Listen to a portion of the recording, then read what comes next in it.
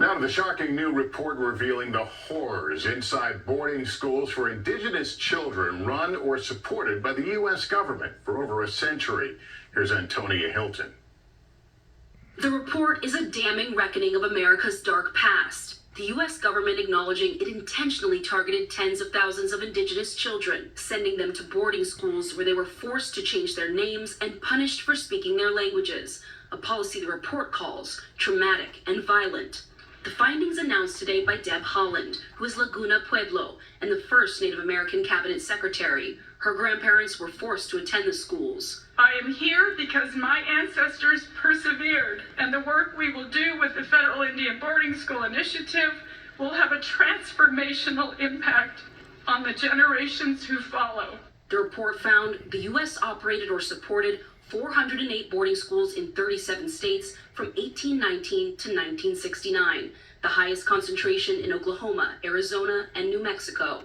There was rampant physical, sexual, and emotional abuse, disease, malnourishment, overcrowding, and a lack of health care. Children who broke the rules were disciplined with corporal punishment, such as solitary confinement, flogging, withholding food, whipping, slapping, and cuffing.